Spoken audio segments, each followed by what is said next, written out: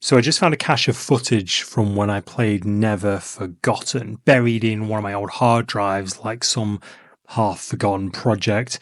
I'd actually completely lost track of it, and watching it back now, yeah, I needed to talk about this one. It's ironic, considering the name of the game. I ended up playing this in the super early mornings, like pre-dawn early. It's dead quiet. There's that strange liminal headspace where the rest of the world's still asleep and you're just sort of floating a bit.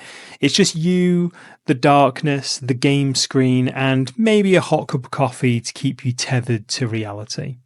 Honestly, it was kind of the perfect time to experience something like this.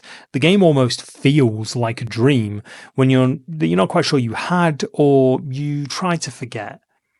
Now, right from the start, it gave me flashes of Undertale, which I'm sure you can see, and not because of how it plays, but more because of how personal it feels.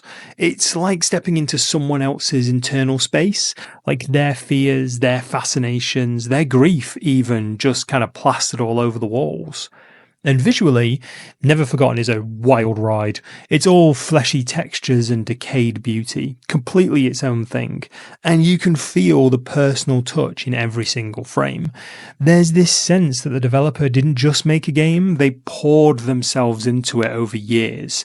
The music, the creature design, the structure of the world, each individual pixel feels like it's been cared for and fretted about.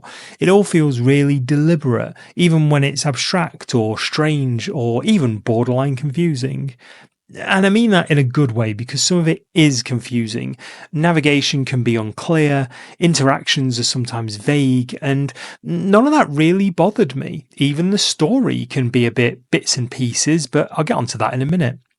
It's like being asked to figure something out but on somebody else's terms. And when a game kind of oozes this much visual charm without even trying, I really don't mind meeting it halfway. Now, the creature designs are unsettling, but kind of in the best way. They feel like they crawled out of the notebook of someone who's been doodling in it since they were about 12.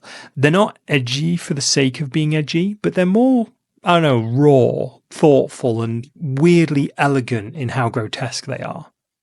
The story, like I mentioned, is fragmented on purpose.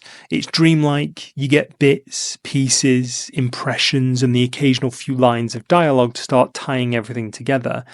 It's certainly not telling you what to feel, but it's trusting you to sit with what you discover. And if you do, you realise that there's something quite tender underneath all of this decay, something that speaks to loss, of loneliness, and to the parts of ourselves we bury deep and try not to look at too closely. Now, the reality is this is a game that's never going to hit a mass market. It's not polished in a traditional way, and it's definitely not trying to be mainstream horror. But that's exactly why I think it's worth your time.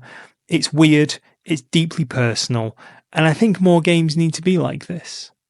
Never Forgotten feels like a love letter to the weird and the wounded. It's the kind of horror that doesn't scare you, but sits with you. And even now, months later, I still end up thinking about it, if only for those graphical vistas in-game. So yeah, I'm glad I found that footage in that random folder. I'm glad I played it in the dark when I did, and I really hope more people get to experience it the same way. Quietly, alone, when they're ready to remember something strange.